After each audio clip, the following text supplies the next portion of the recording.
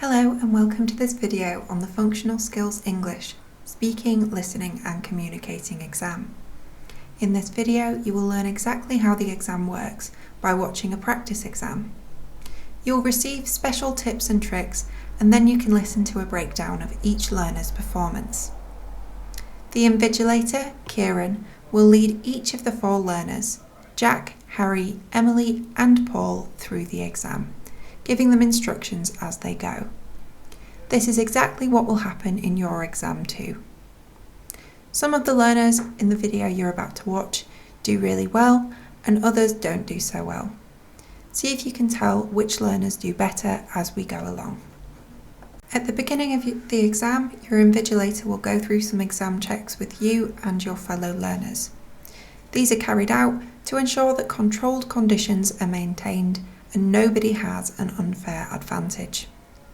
Kieran will now lead Jack through these checks so that you can see how they work. In the real exam, checks will be carried out for each learner in turn. Okay. Hi Jack, can you hear and see me okay? Yeah. Brilliant, okay. And I just need to confirm your emergency contact number. Does that end in 890? Yes. Great, okay, thank you. And then have you read and understood the instructions that were sent to you via email? Yeah. Great, so you have something prepared for today? Yeah. Okay, brilliant. And then are you using a laptop or a PC? I'm using a PC. Brilliant, okay. That's great. And then, so just to inform you that during the exam you can't leave the room and no one can enter the room, so it's a good idea to make sure that all your family members know that they can't come in the room, and if you need to go to the toilet, do so now. Okay, great. So you're now in controlled conditions, so you cannot leave the room and no one can enter the room. Okay, so we now need to perform a room sweep. So if you could just show me slowly around your room and then the desk area and the floor as well where you're sat. Yeah. So, starts with the door. There's some boxes and that. This is a storage room at my workplace. Great. And there's some more boxes on that side. It's relatively hard to see. And then back to the desk. Yeah, if you could just point it down to the desk area if that's okay. Yeah. So desk area, just keyboard, mouse, some scratch paper, and then there's a bit more desk over there and it's blank. Yeah, that's all great, thank you very much. Okay, so we'll now move on to have you got any devices or mobile phones or anything like that in the room with you? No, my phone's out of the room at the moment. Brilliant, that's great, thank you very much. And then I'll just remind you that during the exam you cannot eat, drink, smoke or vape during any of the exam, and all drinks must be in a clear container. Yep. That's great. Okay, so can I just check that you've turned off all notifications on your device, on your PC? Brilliant. Okay, and can I just get you to close any other tab you've got open, any email or anything like that? If you've got a presentation, you can keep that open, but close everything else. Yeah, I've only got my presentation open at the moment. Great, that's all good. Okay, so we'll now check your blank paper. So if you could just hold each sheet up to the screen and show both sides. Yeah, so it's this one. Brilliant. It's this one. Okay, great. And you've only got two sheets of paper. I've only got the 2 sheets of paper. That's fine. Okay. And then just to remind you that for the presentation, you must not directly read off a script. Okay. During the exam, I'll be muted during the presentations, but if you can hear any background noise from me during the exam, please just let me know. Yeah. Okay. And then during the exam, you can only ask questions about the exam instructions. I can't help you with any questions you have about the presentation. During the 10-minute break, you must remain on camera and cannot leave the room. If you drop off the call at any point, please try rejoin as soon as possible. And failure to comply with the rules will make the exam void. Okay? Yeah. Do you have any questions? I do not. Brilliant. Okay, so we can get started. Thank you. In your Level 2 SLC, you will be marked on the following criteria. 1. Identifying relevant information. 2. Following narratives and lines of argument. 3. Responding effectively to detailed or extended questions and feedback. 4. Making requests and asking detailed and pertinent questions. 5. Communicating information, ideas and opinions clearly and effectively. 6. Expressing opinions and arguments, supporting them with relevant and persuasive evidence. 7. Using language that is effective, accurate and appropriate. 8. Making relevant and constructive contributions to move the discussion forward. 9. Adapting contributions to suit audience, purpose and medium. And 10. Interjecting and redirecting discussion using appropriate language and register. Your organisation is preparing for Fundraising February, a time of the year where businesses focus on promoting innovative ways to raise money for a range of different charities. The management team for your company has asked for your ideas about some possible activities for the main fundraising event. All donations raised will be sent to a charity of your choice. In order for your charity to be chosen, you are required to present your idea to a group from your organisation, explaining what charity you have chosen and which activity you wish to organise for the day. Your company encourages you to be persuasive and creative. Each member of the group should come up with their own idea and explain why it is the best. You'll give a brief presentation about your chosen project, which will then be followed by an opportunity for other group members to ask you questions. The presentation should explain which charity you have decided to support and why, your chosen fundraising activity, and how you plan to raise money. Some examples of possible ideas are a sponsored silence, a bake sale, a pet show, a car wash, a themed dress-up day, a quiz competition, and you could use any of these examples, or if you wish to make up your own example, that's also fine. Your presentation can be on any fundraising idea that you think would assist your company in raising money. The total time allowed for this is 10 minutes. Within this time, the presentation must be at least 4 minutes long, and at least 3 minutes must be allowed at the end for questions and answers. Within these guidelines, it is up to you to decide how to use the 10 minutes, providing it lasts 10 minutes overall. Your presentation should be as detailed and as interesting as possible. You should explain what charity has been selected and what the fundraising idea is, how you plan to raise the money, and why your idea should be selected by the company. If you are listening to someone else's presentation, you are encouraged to take notes in preparation for the Q&A session. These notes may also be useful for the discussion task. I will be taking no further part in the session. Interruptions, including questions and comments, will not be allowed during the presentation, but questions can be asked afterwards during the Q&A session. In this Q&A session, you should look to ask for any information you would feel be useful about the proposal, the identified need, and the practicality. I will give you an indication when you have reached 4 minutes. This is the earliest point you can move on to the Q&A. If you have still not finished your presentation, I will give you an indication when you have reached 7 minutes. At this point, you must move on to the Q&A. I will give you an indication at 9 minutes to let you know you have 1 minute left, and then I will stop the Q&A after 10 minutes. Okay, so Harry, would you like to go first? Yeah, sure, I'm good to go first. Great. Feel free to start off whenever you're ready. Okay, cool. So, hi guys. My name's Harry, and I'd like to present my idea. So, firstly, my chosen charity is Opportunity Youth, and this is a charity that helps children from ages 13 to 17, who are generally from like sort of a low, affluent, lower economic background. So Opportunity Youth helps children by providing them with mentorship programs, educational support, and a range of life skills workshops. So like life skills could include like balancing a checkbook, and other stuff like that. And it's got a personal significance to me, the charity, as it helped support me when I was younger, and I was struggling to attend school during like my GCSE years. So Opportunity Youth assigned a mentor to me. And this person, usually like an older sort of role model type person who checked in with me daily, and made sure that I was attending all of my lessons and completing like all my homework on time. So I'd like to donate the money to them, Opportunity Youth, as they're hoping to set up a revision classroom, and the proceeds could go towards new laptops and like maybe a new projector, and any other sort of resources that would sort of enhance children's educational experience, and open doors for their future. Harry communicates the information clearly and effectively, meeting the requirement for SOS 5. Harry has introduced his presentation successfully. He clearly states which charity he would like to support, what work is done by the charity, and why it is of personal importance to him. He also includes extra details about how the charity plans to use the funds raised. So who I'd like to donate money to, and in terms of how I'd like to raise this money, my fundraising idea is a charity bake sale. And as many of you know, our company is always looking for ways to give back to the community. And I believe this bake sale is both a delicious and fun way to make a positive impact and raise money for the charity. So I spoke to members of my team in the company about potential suggestions for the fundraising event.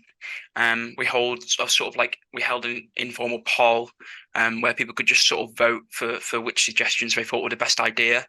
And overall, by far, the most popular suggestion was a bake sale. And I think this sentiment would also be reflected in the opinions across a wider company, even those who didn't take part in the poll. So I think most people, if not everyone in the company, will be on board with the bake sale idea.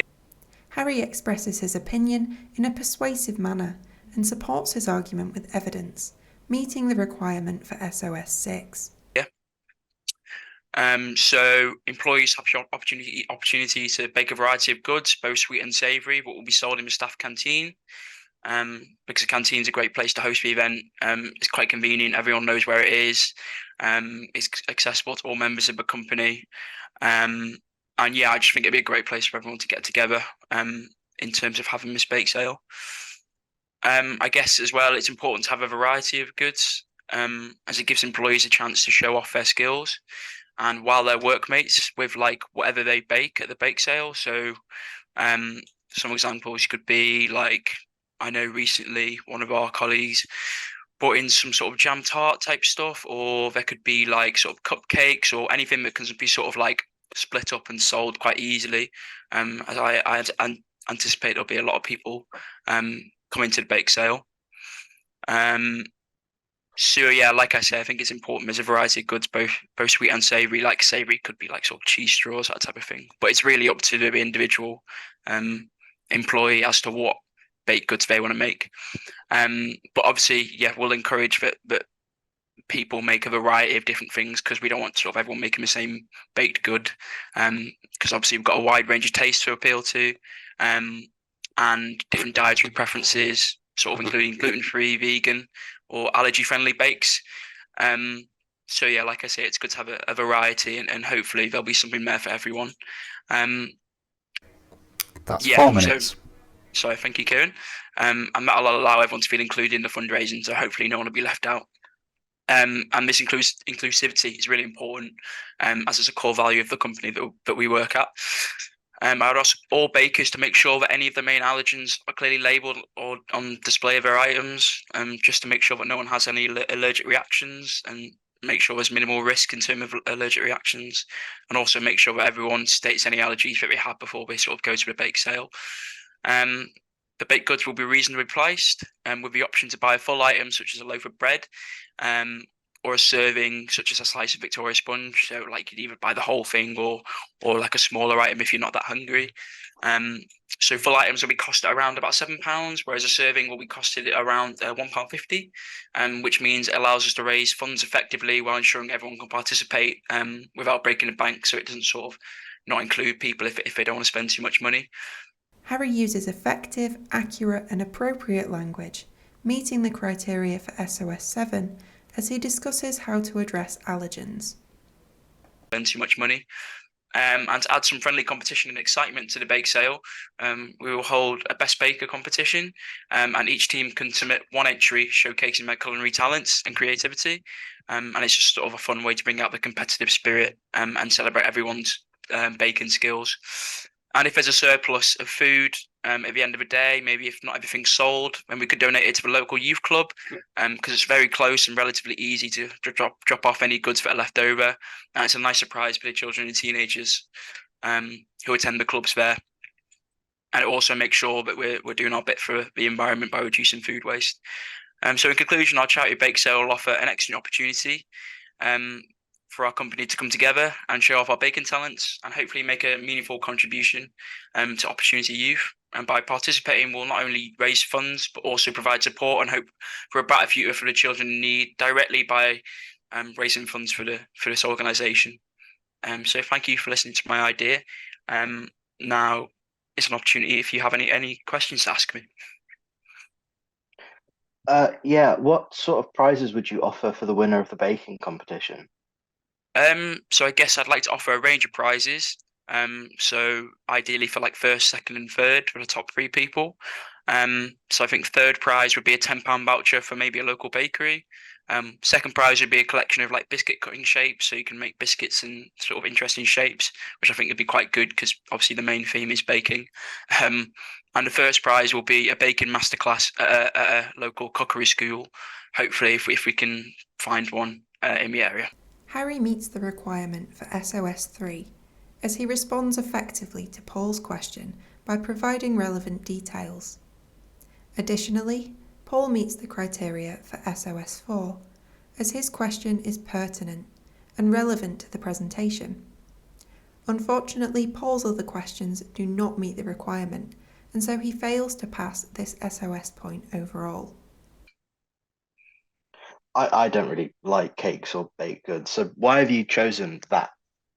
Well, thanks for the question, but I think although it may not be for everyone and it may not be your choice of event, but I think because people bring baked goods into the office quite regularly, I feel like this idea would be a success just because it appeals to a lot of people. Maybe not every single person like yourself, Paul, but I wouldn't consider changing the main idea at this moment in time. In this instance, Paul's question does not meet the requirement for SOS 4, as he states an opinion and fails to engage with the content of Harry's presentation. Harry responds well to this question, meeting the requirement for SOS 3. He explains why he has chosen his idea and why it would be successful. So you mentioned a bit about allergens and how to mitigate the risks around those, but what specific allergens do you think people would need to be aware of when you're organising this plan? So I don't have any allergies myself, so I'm not sure what the main allergens are apart from nuts and wheat.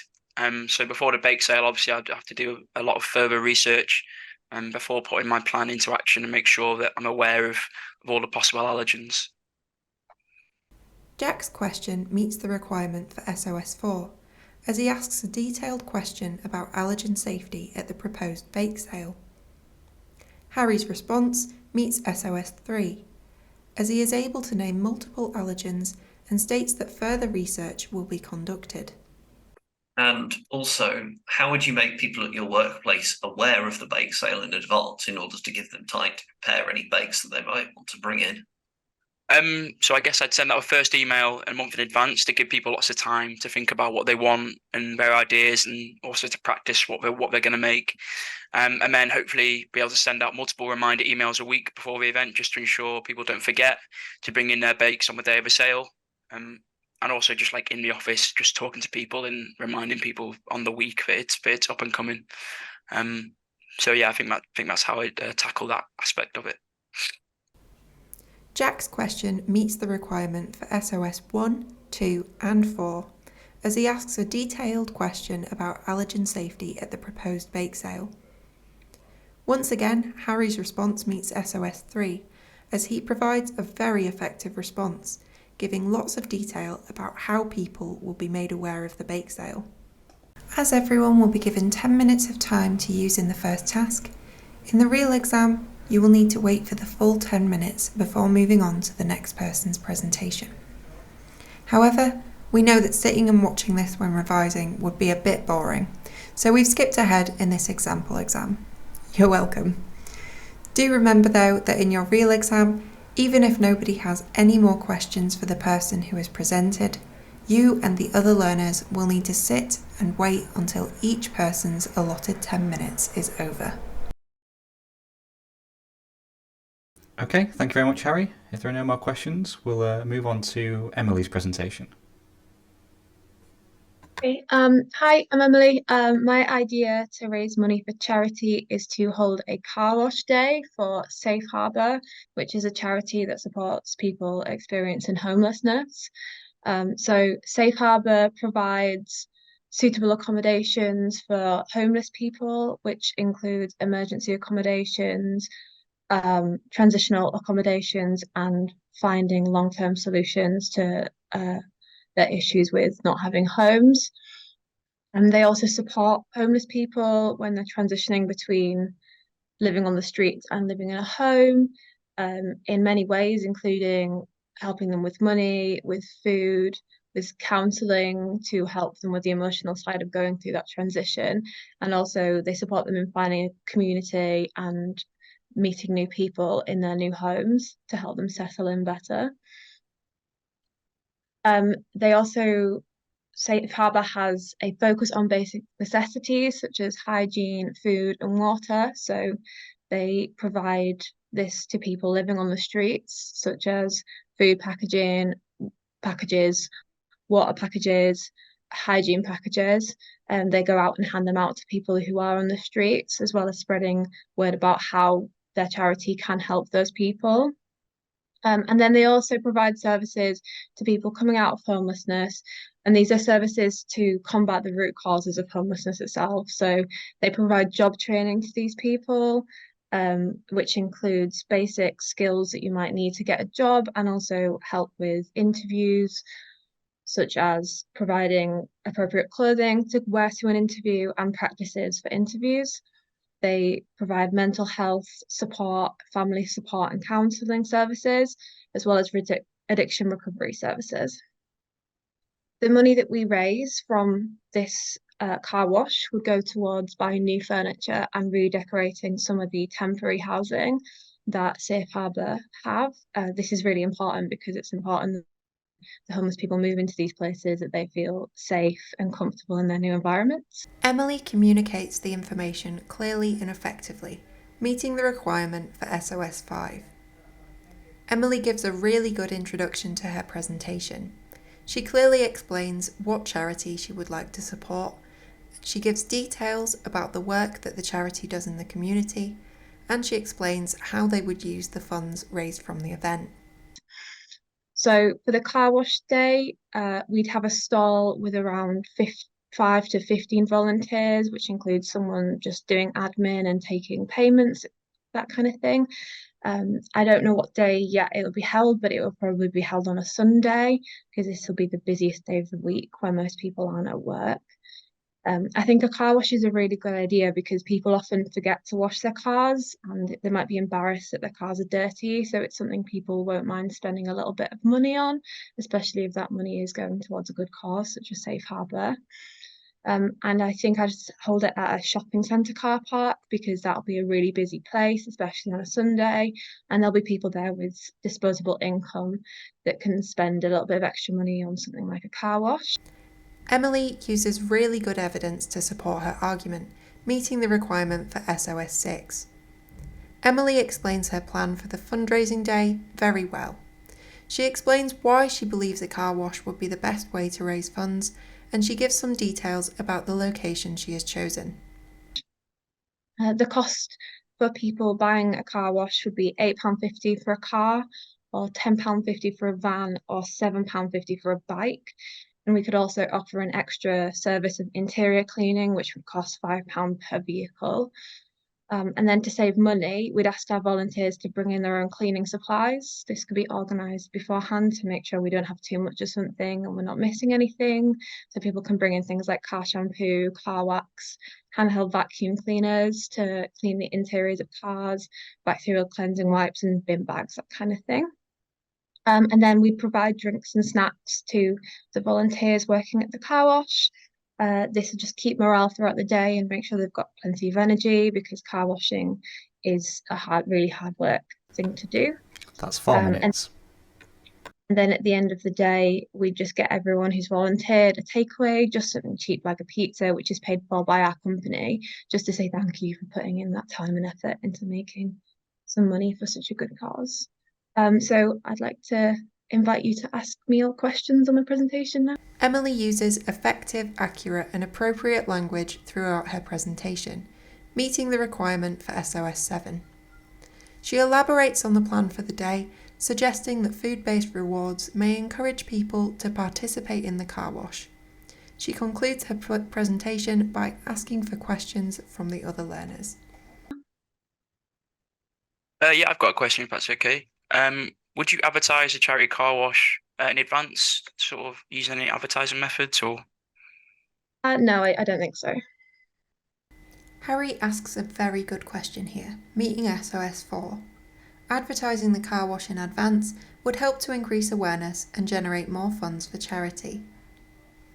Emily's response is basic, and she fails to provide a developed answer to the question that is asked of her. Thus, she fails to meet the requirement for SOS 3.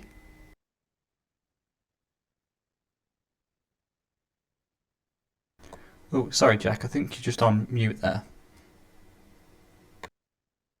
Can you hear me now? We can, yeah. Perfect, thank you. Will you have to get permission from the shopping centre to use their car park? And if they say no, do you have any other arrangements in mind? I hadn't thought of any other places we could have it. The shopping centre would be the best. Jack asks a great question here. He has noted that Emily plans to hold the event at a shopping centre, and he recognises that there may be potential issues with this. Once again, Emily fails to engage with the question, failing to meet the requirement for SOS 3. And another question, would you offer discounted car washes for NHS staff or other groups that often get discounts? No, I don't think so. Jack's question meets the requirements of SOS 4. Emily's answer is not developed and does not meet SOS 3. Instead of simply replying no, Emily could use this opportunity to expand on why she does not think it is necessary to provide a discount. Okay, if there are no further questions, we'll move on to Jack's presentation. Jack, are you ready to go? Yep, I am ready to go. Brilliant. Feel free to start when you're ready. Okay. Hello, everyone. My name is Jack, and I'm going to present my idea. My chosen charity is called the Hopeful Hearts Foundation, which is a charity that supports individuals and families who have been impacted by heart conditions. They don't just help specifically people who have been diagnosed, they do all sorts, including helping families, educating people about heart health, running support groups, providing financial assistance, and running workshops. This charity is very close to my heart because my mum was recently diagnosed with quite a serious heart condition, and they helped me and her out an enormous amount, often with like day-to-day stuff, like with financial support. Although I think what was perhaps most important, particularly for my mum, is they gave us a point of contact who was always there for us. She'd always be making sure that she felt okay. She'd always phone us up after mum's hospital appointments to check how it went and things like that. So I think that's a super important emotional crutch for people to have when they do get diagnosed with these kinds of debilitating conditions. And of course, I've seen personally how helpful the counsellors and point of contact are. And funds raised by Fundraising February will help the charity expand their scope from local to national and help and train up a lot more counsellors too. Jack communicates the information very clearly and effectively, meeting the requirement for SOS 5. He gives a very strong introduction to his presentation. He clearly states what charity he will support, how the charity provides support to people with ongoing heart conditions, and gives his own experience with the charity. So my idea for the fundraiser is a sponsored fancy dress walk. So it would be based in Wetherby, which is where our company's based, and it would be 10 kilometres. I think using fancy dress will create a very fun atmosphere.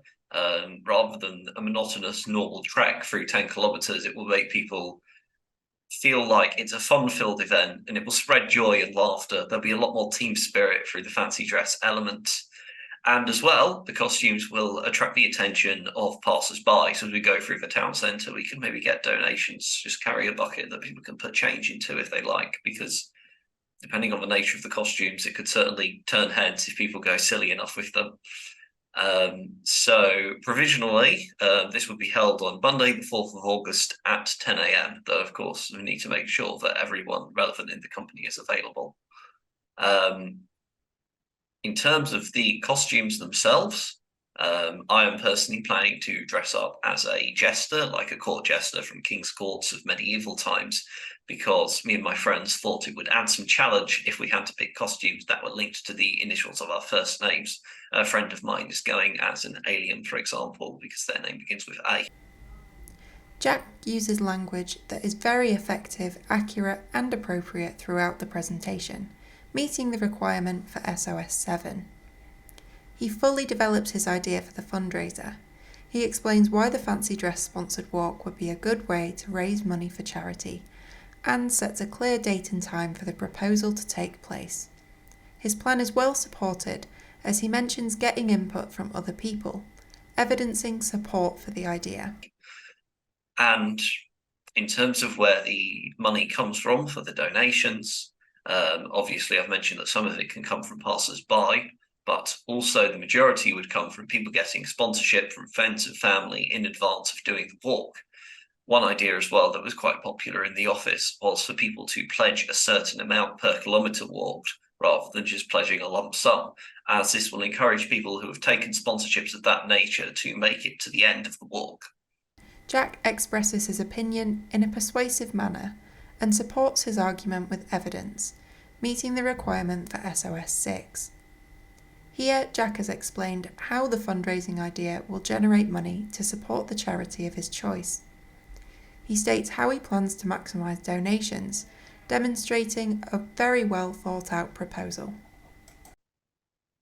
So, in terms of the plan for the day itself, we will start at 9 a.m. at the company building, where we'll do a costume parade around the building. I think a costume parade at the start, everyone will get used to seeing each other in silly costumes. People will feel a lot more comfortable in their silly costumes before we go out into public, and it'll be a really good time as well. I think people would really enjoy that, to really boost morale before setting off. Also, ideally, we would want to rent some photo booths as well, so people can take silly pictures in their costumes.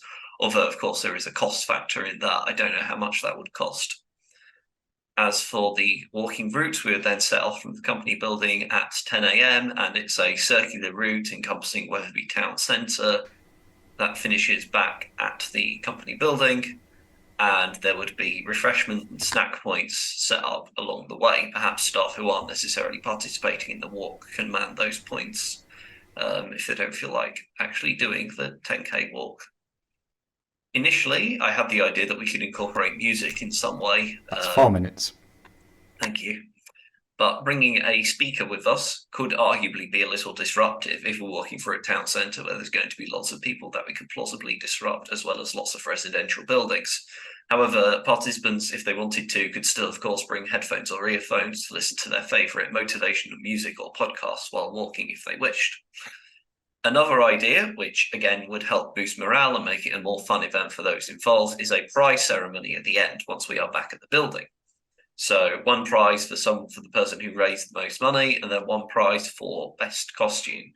Now, we're a relatively big company split into several teams. So one idea that we had about this would be initially each team votes internally to select the best costume within their team, and then each team winner gets subject to a vote of the whole company, and then whoever wins the vote of the whole company wins the prize for best costume.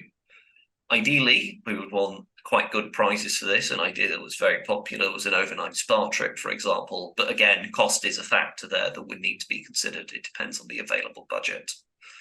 So to conclude, I think that this will be a really, really good plan for fundraising February, as it's got a lot of fun elements that would encourage participation, and the nature of it being a walk would improve our own heart health. So that would tie into the charity. Also, of course, I think the charity is a really, really important cause, and it has a lot of personal connection for me. Thank you for giving me the opportunity to present my idea. I will now take questions. Hi, Jack. I've got a quick question. Thank you for your presentation, first of all. I'm just wondering, how would you make sure that a sponsored walk is inclusive for all members of staff, including disabled members of staff? So I understand that my idea at first might not seem very inclusive. However, I think there's modifications that could be made to make it more inclusive. For example, people who require the use of a wheelchair, a route could be modified or scoped out in advance to make sure that there is wheelchair access at all points, i.e. whenever there's steps, there's an alternative ramp, or it's never too narrow to get a wheelchair through. There's never any curbs that don't have a dropped curb that you can roll a wheelchair down. I think things like that would be very important when finalising the route. Additionally, if people have disabilities, that means that they can't necessarily travel 10 kilometres under their own steam. I think perhaps we could organise simultaneous events with a smaller route, or people could do half the route and then get the bus or be driven back to the office, essentially allowing people to do as much of the walk as they feel comfortable with, and still considering that sufficient participation, I think would make it more inclusive. Harry meets the criteria for SOS 1, 2 and 4, as he asked a very detailed and pertinent question about the inclusivity of the proposal. Jack meets the criteria for SOS 3, as he gives a detailed response to the question, explaining how he will ensure that his idea is inclusive. What was the name of the charity you wanted to support? I can't remember what you said. It's called Hopeful Hearts Foundation. So it's a charity that takes care of people who have been impacted by long-term heart conditions. Paul does not meet the criteria for SOS 1, 2 or 4, as he asks to have information repeated, which demonstrates a lack of engagement with the task and that he has not been able to extract the key information from Jack's presentation. When he answers Paul's question, Jack still meets the criteria for SOS 3, as he provides an effective response, going into detail despite having already stated the information in his presentation. I've got another question, if that's okay. How will you prepare for the poor weather conditions to ensure that the walk is able to go ahead? So obviously there is a small chance of weather so severe that the event might have to be postponed. However, to prepare for weather that is still not necessarily ideal but manageable, we would try and get hold of a stock of clear plastic mats and raincoats to ensure that participants can be protected from the rain. However, the nature of them being clear would mean that the costumes will still be visible, so that the fancy dress aspect would not be compromised by rain. Here, Harry meets the criteria for SOS 4. As Jack's idea would be impacted by bad weather, he has thought of an insightful question. In response to Harry's question, Jack meets the criteria for SOS 3. He engages with his question fully and gives a well-developed response, expanding on his original point to mention that the weather-appropriate dress will not impact the costumes of participants. Okay, thank you very much, Jack. If there are no further questions, we will move on to Paul's presentation. Paul, you can start when you're ready. All right, guys. I'm Paul. I've really sort of prepared for this, but I'm just gonna see how it goes. I haven't decided a charity yet. It's maybe sort of one that helps deaf people. Those are usually popular charities, so there's probably lots of options to choose from. I think it's important to support deaf people, as about 900,000 people are profoundly deaf in the UK. So obviously there's a big deaf population that I could raise some funds in order to support. In terms of where the funds would go, I don't have a solid idea, but the money could possibly be used for sign language classes. Paul does not communicate the information clearly and effectively, as he seems unsure of his idea. Therefore, he does not meet the criteria for SOS 5. Paul's introduction lacks confidence, as he appears unprepared for the presentation. He states that he has not decided on a charity. This would suggest that he's not fully prepared for the examination, and so fails to address part of the brief. Some research has been done, as Paul is able to provide statistics about hearing loss in the UK, but this would be more effective if it had been linked to the work of a specific charity. I think my fundraising idea would be to organise a pet show. I'm not quite sure how I'd organise this, as there may not be space in the office for everyone to bring their pets in. And also some people, if people haven't got any pets or are allergic to animals, they may not feel very included, but they could just sort of be spectators to the show. The pet show would be a very nice way to raise money, as everyone loves animals, and anyone who'd like to enter their pet will have to pay an entry fee of £17. I will welcome all kinds of pets, from like cats and dogs to snakes and birds and things like that. As he is unprepared for the exam, Paul is unsure of how his proposed pet show will be run, and he quickly realises that there are some disadvantages to his idea if people do not have pets or are allergic to animals. He offers some relevant information about entry fees and the types of animals that will be involved in the show, but overall, his presentation is not detailed or effective enough to meet the criteria for SOS 5.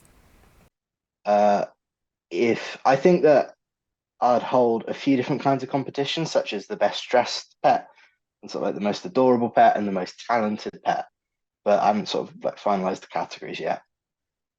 I'm not sure where we would hold the event. We'd probably have to rent a hall, as the office is not very pet friendly.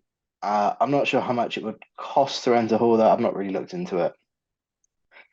The prizes could include a year's supply of pet insurance, a voucher for pet food, or a range of sort of pet toys. Paul fails to meet the criteria for SOS 6, as he has not researched into a venue for his proposal. He is unable to support his idea with relevant or persuasive evidence.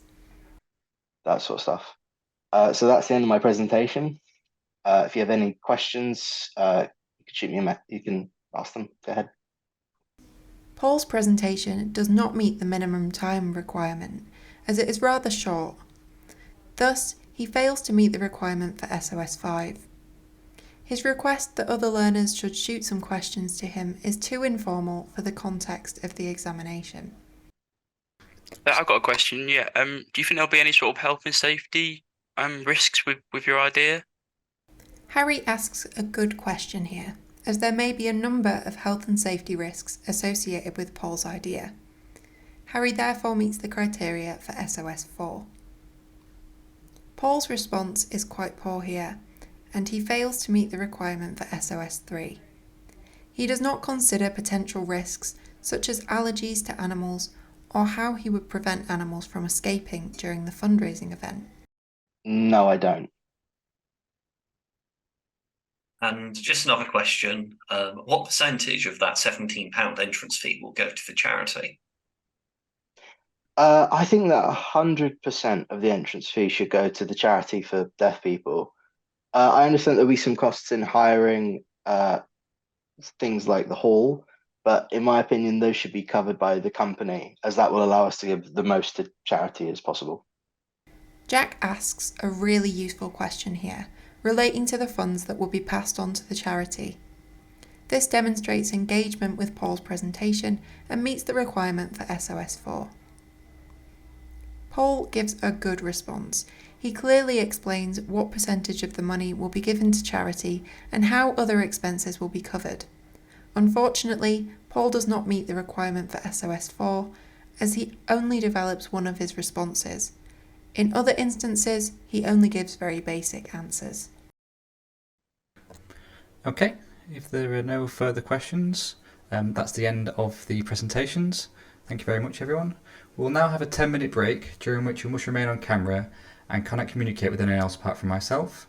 This is a good chance to make some notes before the discussion task, where you'll be deciding amongst yourselves whose idea is best and should be chosen by your company.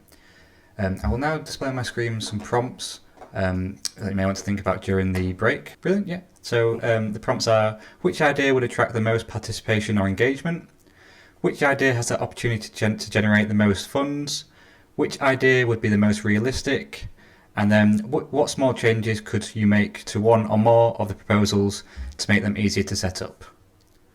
Okay, so yes, we'll now start the 10-minute break where you can make some notes ahead of the discussion task.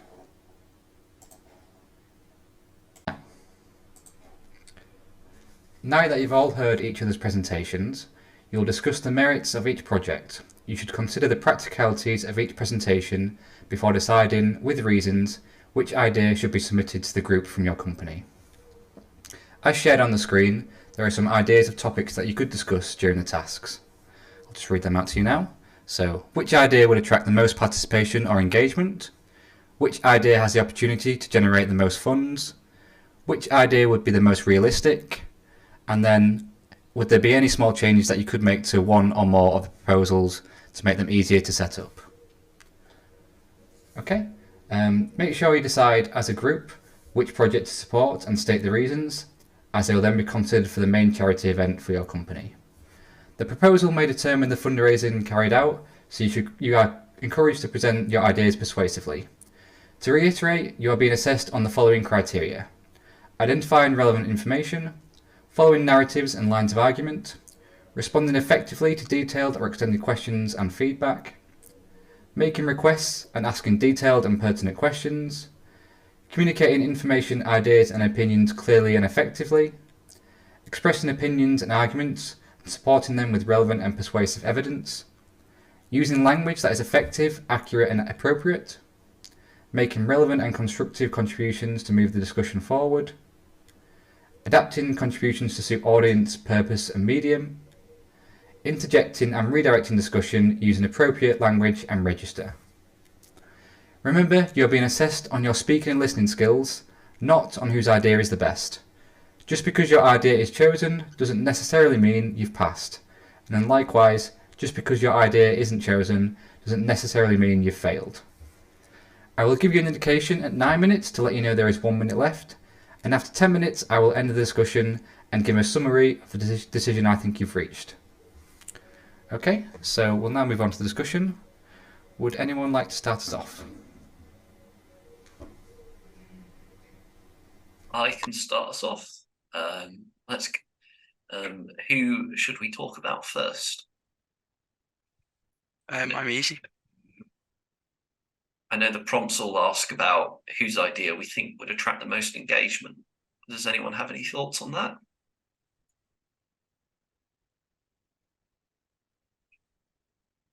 I think that Harry's idea would attract the most participation.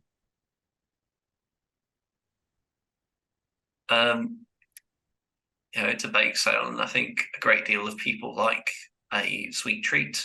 I also think that it's realistic to expect people to bring in some baked goods, as it won't be too much hassle. Most people can put together a flapjack or something along those lines. Certainly in my office, a lot of people bring in baked goods quite often. The Opportunity Youth Charity also seems like a really, really good cause to me. I firmly believe that their work will resonate with an awful lot of people and that they are deserving of the support that Harry's idea would give them. His idea is definitely my favourite. I know an awful lot of young people who have been lacking the support that Opportunity Youth could give them, and they would benefit a lot from the educational mentorship that Harry says that they can provide. I found his personal case to do with the charity as well resonated quite a lot with me and some people that I've met in my life too. Yeah, I agree with you. I really like Harry's idea as well. I don't like Paul's idea though. It was the worst proposal, in my opinion. Yeah, I don't know. I thought Paul's idea had some really good elements. Different types of competition means that like a lot of different pet owners would have a chance of winning a prize. And I think the cause that it was for was a really good idea. That the supporting deaf people is a really good plan. As hearing issues impact a lot of people, as Paul mentioned in his presentation. So yeah, I don't think it's a completely negative proposal. I think there's definitely some improvements that could be made on the proposal. I think maybe the idea could be improved by having a clear understanding of which specific charity the money will go to. So if Paul could like maybe pick a charity, as this would help the proposal be more persuasive if we have a clear goal of who we're fundraising money for. So yeah, that's one issue I think it would have. I guess if I had the option to make some changes, I would maybe suggest you try and have some regulations on the types of animals people can bring, because obviously if there's no sort of limitation, then people could bring in any sorts of animals. And I know that some people might have pet spiders, but some people might find frightening or pet snakes that I know I would find frightening. So yeah, I think that's maybe some adjustments that could be made on Paul's proposal. But overall, I think maybe Jack's sponsored walk is my favourite proposal. I feel like the money would be used best by the Hopeful Hearts Foundation. I think it's a really interesting cause and a really worthy cause. And I think Jack really explained very well how the funds would be used. And he explained it really concisely, where they would go and how they'll be used within the organisation. Maybe one issue I have with it may be difficult to get lots of participants for a walk, as maybe some staff members in the company are a bit shy and they might feel too embarrassed to get dressed up, as Jack mentioned, in costumes, with the same letter as their first name, and walk around the town centre. I guess maybe one option you could have, Jack, is if people aren't comfortable with dressing up, you could offer them a badge with the logo of the charity so that they still feel included, because like I say, dressing up is maybe not for everyone, and it's a good way to sort of not exclude anyone as it might not be for everyone. Thank you, Harry. As you said, I think it might be tricky to help people who are more shy to dress up. But I think if we advertise far enough in advance and maybe have different company teams all pick their own theme, it might make people feel a bit less nervous. It's always easier to look a bit ridiculous when you're part of the group. And really, it's easier to do anything that you're nervous about when you're not the only one doing it. I think being part of a group, having people who are helping you, encouraging you, might help people get over that initial shyness that they might feel at the start from dressing up a bit silly in a town centre. I think as well, there's scope for my idea to generate the most money, as people may give a fair bit of sponsorship donations if the walk is to take place. I think possibly there's more money in that you might be able to get from a bake sale, as there comes a point of a bake sale where if you're charging a high enough price, people don't buy. Emily, what do you think about this? I'm not really sure. I don't know. Right, I think my idea is definitely the best, and I think that's obvious. Thank you for that, Paul. I think your idea of raising money for a charity supporting deaf people and inclusivity initiatives like sign language classes is definitely one that everyone here would agree with. I think your pet show idea, while it has its merits, it doesn't necessarily seem to me like all of the aspects of it have been thought out compared to some of the other ideas. For example, the consideration to hiring a venue where it's unclear how much it would cost at this stage, or consideration to possible health and safety measures with working with animals. So I think it could be better to go with one of the proposals for which that kind of background has been a bit more fleshed out. Yeah, I agree with what Jack's saying there. I guess if we're going to make a decision on which one we want to put forward, to sort of conclude, I'm happy to go with Jack's idea. As it's it's a bit different than the traditional ways to raise money with the dressing up aspect, and it's something that I think most people can get involved in. And like I say, the element of fun is quite nice. I don't know if anyone else has any thoughts. Yeah, I agree. Fine. Sounds good to me. Okay, great. That's the end of the discussion then. It seems like you're all in a group consensus to go with Jack's idea, which is the fancy dress walk for the Hopeful Hearts Foundation. I think potentially with some organisation around making sure everyone feels comfortable dressing up, maybe with a theme like I think Jack mentioned, or if there's some backup idea for those that feel like they want to dress up. But everyone made some great points. Thank you very much. Does anyone have any questions before we leave it for today? No? Okay, so exam results can be expected within 2 weeks, and they will be sent via email. Okay, so very best luck with your results, and feel free to leave the call now. Harry gave a very strong presentation about his proposed fundraising idea. He addressed each point of the task in detail and used persuasive evidence to support his argument. His presentation was clear and concise and used appropriate language. Harry gave multiple detailed responses to questions that were asked of him. In this way, he successfully met the criteria for SOS 3, 5, 6 and 7. During the other Q&A tasks, Harry made multiple requests to obtain specific information. Thus, he met the criteria for SOS 4. These questions demonstrated a great ability to identify relevant information and follow lines of argument, meeting the criteria for SOS 1 and SOS 2. Finally, Harry actively participated in the discussion. His contributions helped to propel the conversation, and his comments were adapted to the audience, purpose, and medium of the task. Thus, he meets SOS 8 and SOS 9. His interjections were appropriate, and he redirected discussion using the suggested prompts. So he successfully meets the criteria for SOS 10. Emily gave a good presentation and provided lots of details about her chosen charity and her fundraising idea. She used appropriate language and explained herself in a clear manner. Therefore, Emily met the requirements for SOS 5, 6 and 7. Unfortunately, Emily did not meet the requirement for SOS 3, as she failed to answer questions sufficiently and her responses were quite basic. In addition to this, Emily did not ask any questions during the exam. Therefore, she failed to demonstrate the requirements for SOS 1, 2 and 4. In addition to this, Emily only participated once during the discussion task. Her contribution cannot be considered constructive, as she only agreed with what had been previously said and offered no development of ideas. She therefore failed to meet SOS 8 and SOS 9. Additionally, she made minimal effort to redirect discussion, so Emily also failed to meet SOS 10. Overall, Emily failed the exam as she was unable to meet all of the outlined criteria. Jack has given an excellent presentation about his proposed fundraising idea and the charity that he plans to support. Jack's presentation is well developed and communicated clearly and effectively. He breaks down the itinerary for the fundraising day, demonstrating that he has devoted attention to each aspect of his presentation.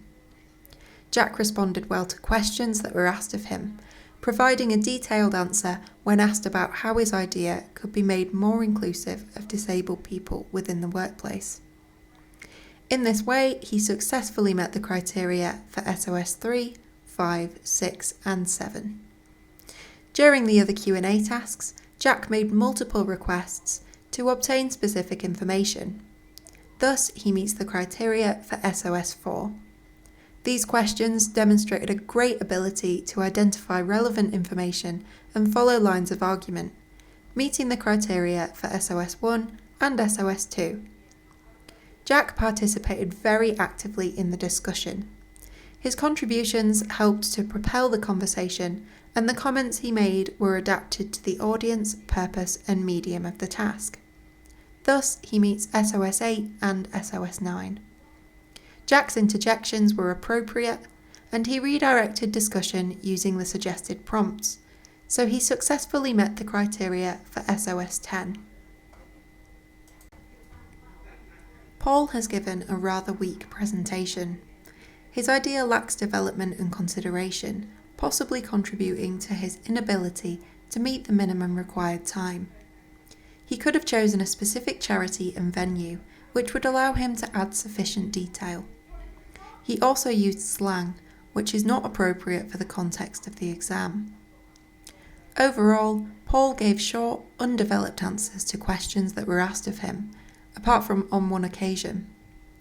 Therefore, he failed to meet the requirements for SOS 3, 5, 6 and 7. During the other Q&A sessions, Paul asked a total of 3 questions. However, 2 of these were not appropriate for the exam. Therefore, he was unable to meet the criteria for SOS 4. His questions asked learners to repeat previously stated information, and they were used as a way for him to express an opinion without looking for more detail from the other learners. In this way, he did not meet the criteria for SOS 1 or SOS 2. During the discussion, Paul only made a brief contribution, stating that his idea was the best. This contribution was not an attempt to move the discussion forward. Therefore, it does not meet the criteria for SOS 8.